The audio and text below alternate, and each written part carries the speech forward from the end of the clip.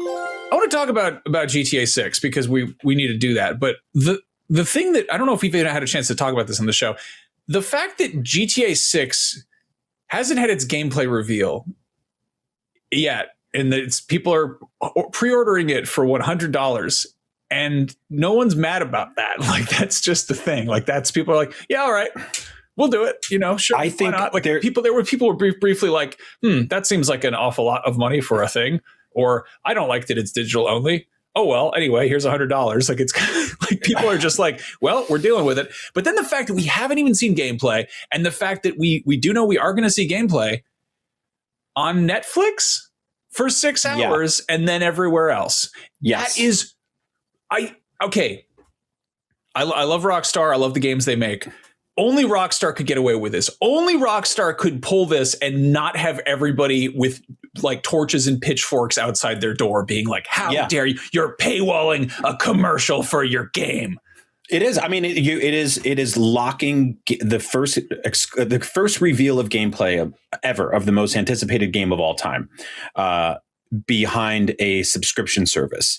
And not like a subscription service 10 years ago where it was the only subscription service. One of like 12 different subscription services, right? Like Netflix was ubiquitous when we drifted away from mailing in discs and Blockbuster died, and they were like, we're going to do this thing that no one's ever really done before. We're going to be the premier space for that. And then every studio in the world was like, us too. And Disney and Amazon and Peacock and Shudder and Paramount and every single company, any studio that ever did anything was like, we're going to have our own thing. Except for Sony, weirdly enough, they're like, we'll license all of our stuff to everybody else.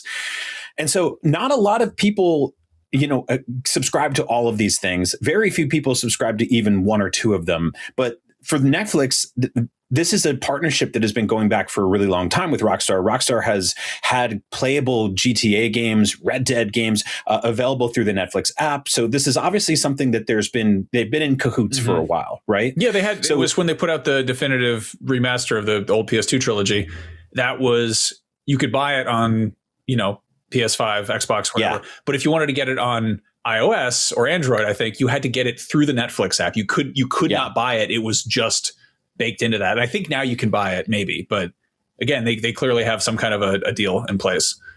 Yeah, it's bizarre. And, like you said, like this is just another decision in a long string of decisions that only they could get away with. And by get away, I mean, they're doing it. There's nothing you can do to stop it. We can complain about it. We can be irate and irked by it. But ultimately, they decided they're charging $80 to $100 for a video game, which is right off the bat, like people are like, oh, okay, that seems excessive. But they're also like, well, I've been waiting 15 years for it, and I'm going to play this game for 100 hours. All the moving mountains and a bending of the will that you would do to excuse yourself for this. This is also we know that there are stores in the game that you won't be able to access or enter, or missions and clothing and cars.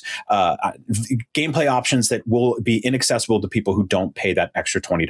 So right off the bat, you give $100 digital only game where you can't buy the disc. You don't have that option whatsoever. They got Strauss Zelnick. He goes on the news every 3 days and he's basically just like, yeah, man, what are you going to do about it? We did the math. You're buying it. You're already buying it. You don't even know what it is. It could be nothing. It could be broken. We don't care. I love that we were all like, GTA 6 is going to be $100. And they were like, was the base one 70 or 80? 80. So we're like, oh my God, 80. Anyway, I'll buy the $100 version one. Like, it's like everyone is like, worst case, they are going to charge $100 for this. And that is going to be the price of admission. And it's going to be the most expensive game ever made. And of course, people are going to buy it. And it's like, well, you can buy 80, which is still like, it's still expensive, but it's also kind of not that much more than what people are charging for like freaking Mario Kart or whatever. And like, everyone's like, oh, that's ridiculous. Anyway, here's $100. Just like, it's just, I love that we're like, oh, well, okay. Anyway, just there's no outrage because you're like, it's GTA 6. What are you going to do about it? But like, if anybody else did this, people would be like, what are you doing? And well, like the thing about the Netflix thing that blows my mind too is, again, it's not like it is exclusively on Netflix, period. It is exclusively on Netflix for like 6 hours. Yeah. Which is just, and that a bunch of money changed hands over that for those 6 hours. And like, okay, so like a little bit sort of how the sausage is made. we frequently we like co-stream stuff. Like we'll take, if the Sony's doing a big showcase or whatever, we'll run it on IGN too, and that's fair game. We're cool with that about that or whatever. And other showcases, what do you call them? Like those kind of the big presentations. Like we'll run them on IGN, Game Awards, and Nintendo Directs, State of Play. Yeah, and it's like generally like Xbox that's just, Game Showcase, that's all that. And like tons of Twitch streamers do the same thing. Yes. The weird one with this is like, again, it's a 6-hour time thing. If it was like just you can't do it anywhere else and it's on one single location, like a normal streaming outlet or whatever, we'd be like, oh, like if it was on rockstar.com and they were like, don't put it anywhere else, that would sort of feel normal. But the fact that it is on Netflix for 6 hours and then it's everywhere else. After that, Rockstar is not going to be bothering people for reposting that. They're like, they know that's going to happen. But for those 6 hours, are they going to be like cracking down? Like we can't just co-stream Netflix because that's no Twitch streamer can, but right? No YouTuber can. It's a commercial. Like it's not a show. It's not like a supplementary, introductory prologue episode. They're showcasing gameplay for a video game. They're getting people to play. It's going to be you're going to be watching a video on Netflix and it's going to have like a link to pre-order at the end, which is weird because it's on a thing you already paid for. It feels icky. And again, it feels like when you have to see an ad before a movie trailer on YouTube. And I feel like at some point we all forgot what advertising is and we just accepted this. Again, what are you going to do about it, right? You're not going to, either you run ad block or something like that, or you just, you look at something else for 30 seconds while the Allstate commercial runs and then you get to see the trailer for Godzilla -0 Part 2 or whatever, right? But we all just accepted this. This just became a thing that became normal. And with Rockstar, they completely understand that. They're like, what are you going to do about it? Because they know, like, look at what we talked about 5 minutes ago. Right? Every single thing that any PlayStation studio does now, all of the comments are completely consumed by a brash and stupid business decision that the parent company made about, retiring disc-based media forever, starting a year from now-ish, right? All that conversation is there. If EA did half of what Rockstar is doing right now, just imagine. They would be voted the worst company in the world for the sixth year running or whatever. Do you remember that? There used to be this worst company in the world thing, and EA would win like every year, and I'd be like, there was an oil spill this year. like 10,000, Halliburton had to change their company name or whatever, right? Like Enron they named themselves like Cool Oceans Inc. or whatever. Like real bad things would happen, and people would be like, I don't know, man. Did you see the Mass Effect 3 ending? It was only one of 3 different colors. It was They'd be like, they didn't add enough new stuff to Madden 2014. I'd be like, see, that's bad. I get that, but also there's real things that are worse. Nowadays, like people don't even have a second of patience for like a Ubisoft or an EA or, there's so many companies now that people look at if they do a tenth of anything this bad, people are like pitchforks out. And in a lot of ways, they're right. They're justified. But for that to happen all the time and that consistency to not continue with something like this, because it's, again, what are you going to do about it? Like it's the biggest game of the year. It's the biggest game of all time. It's the biggest game of the generation and all this stuff like that. Right. And it's a sequel that's 13, 14 years in the making. We have been oversaturated with GTA 5 for so long. This is going to be the next big step in open world games by, one of the most definitive and groundbreaking video game studios of all time. Hundreds of people have worked on this for 1,000 years and spent billions of dollars. And so we all have to just sort of be like, yeah, what are you gonna do, man? Yeah, it's crazy. It's crazy. And again, like I don't know, we're talking about it. It's not that I'm mad about it. I don't care that much. I'm gonna watch it. Like it's gonna be like 3 a.m. in Germany for us, and I'm gonna be pulling out my phone and be like, I want to see what you could do with jet skis. Are there alligators in the game? Like, show me. I mean, I'm fascinated to see how many people. If you remember the original GTA 6 trailer went up like 6 hours earlier than it was supposed to. It might have been a day early that had like some Bitcoin ad all over it. Do you remember that? There was like a crypto scam Bitcoin watermark, and it forced Rockstar's hand because that week, I guess the AI wasn't good enough yet. And people were kind of like, I think this is real. This is legit. And Rockstar was like, all right, screw it. We're putting the official trailer up so you don't have to look at the Bitcoin bullshit. But I think that what's going to happen here is people are going to pirate this instantly. They're going to put it everywhere, and there's going to be a bunch of people whose job at Rockstar is to basically just send out nonstop cease and desists all over the internet for 6 hours straight. And some of those places that'll fly, like I already saw people in the comments on this announcement being like, "Yeah, man, we're going to go to YouTube 5 minutes later," and it's like, yeah.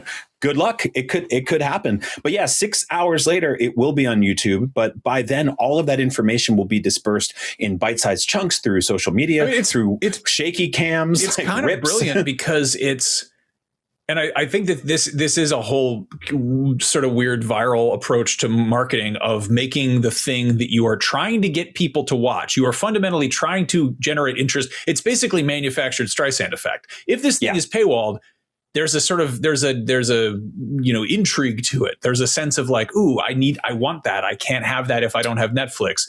And if you're watching a leak trailer, I think just before we started recording, like some probably real gameplay from GTA leaked, and like there's something kind of like, ooh, like I'm seeing something I'm not supposed to. There's a sort of thrill to that. Yeah. And ultimately, they want you to pay attention to this game. And Rockstar is phenomenal at this. They're very, very good at this because they're like, they don't show anything. Like they are very good at sort of at that tease, at that sort of, they understand that they have everyone's interest. They have everyone's attention. And rather than like beat everyone over the head with it and put out like 5 trailers in a row, they're like, no, you can wait. You'll wait. Mm-hmm. But like, yeah, I mean, compare that to really the marketing for any other game. And it's any other game is frequently like Boy Who Cried Wolf, where if they show too much too soon, too often, people just stop caring. People just kind of zone out and they're like, yeah, man, I'll play it. Dude, I guess, whatever. There was that meme forever. It started with the original Watch Dogs, I believe, that was like E3 trailer versus actual game, right? Or like bullshots was a word that people threw around a lot. When you would see screenshots that were clearly like, I don't know if you remember the original screenshots for Red Steel on the Nintendo Wii, but that looked like a PS5 game, and it clearly wasn't running on a 480p, standard definition console. It's just the entire. It's if you glue it all together, it's like $100 all digital game, getting millions of pre-orders without showing a second of gameplay, and then when you finally do get to see that gameplay, it's paywall behind a subscription service. Is a crazy, insane sentence that we have just normalized by watching this happen. Because again, what are you going to do? But it's no other company. Yeah, Square Enix couldn't be like, hey guys, we're taking $100 pre-orders for like a new Final Fantasy game, no discs, and the only way you can check out the gameplay is if you pay for Disney Plus.